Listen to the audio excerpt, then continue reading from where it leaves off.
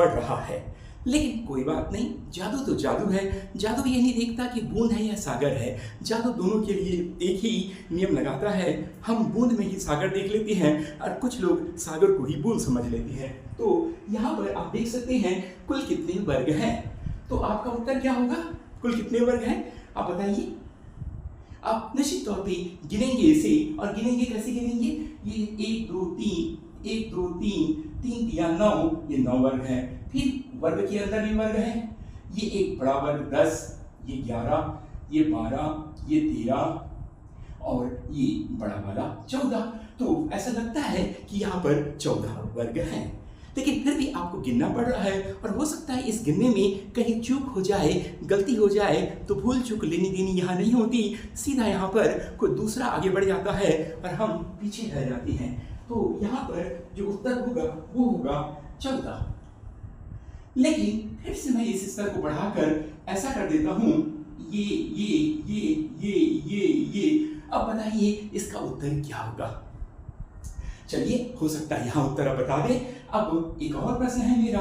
अब चलिए बताइए यहाँ ये अब बताइए यहाँ कुल कितने वर्ग हैं? क्या आप इसका उत्तर दे सकते हैं? यहाँ कुल कितने वर्ग हैं? निश्चित तौर पर यहाँ गिनते गिनते थक जाएंगे। बिल्कुल वैसा ही क्वेश्चन होगा जैसे मेरे सर में कितने बाल हैं, आसमान में कितने तारे हैं, या समुद्र में कितने बूंद हैं, जो कि हम बता नहीं पाएंगे। इसलिए क्योंकि हमें यहाँ गिनना पड़ रहा है, और किसके पास गिनने का टाइम है, और ये क्या गारंटी कि आप जब गिनते हैं तो कोई गलती नहीं होती है। इसका मतलब कि हम यहाँ एक जादू सीखने वाले हैं, और वही जादू मैं आपको बताऊंगा कि आखिर ये जादू क्या है। अब देखते हैं इसके पीछे का विज्ञान, इसके पीछे का जादू, इसके पीछे का गणित क्या है। और इसके लिए आपको इस जादू की छड़ी का उपयोग करना होगा। बड़ा सरल है, देखिए ध्यान से कि ये होता कैसे है, क्या कारण है। देखिए वर्ग है, वर्ग में लंबाई और चौड़ाई बराबर होती है, और सभी को मालूम है कि वर्ग का क्षेत्रफल ए स्क्वायर यानी भुजा का वर्ग होता है। तो हम 1 का स्क्वायर कर देंगे तो कितना आ गया?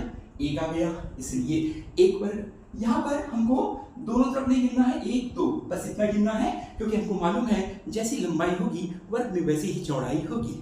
तो हम देखेंगे यहाँ पर क्या, 1 का वर्ग धन 2 का वर्ग, 1 2, तो 1 का वर्ग धन 2 का वर्ग यानी 1, और ये 4 यानी 5। तो यहाँ कितना हो गया?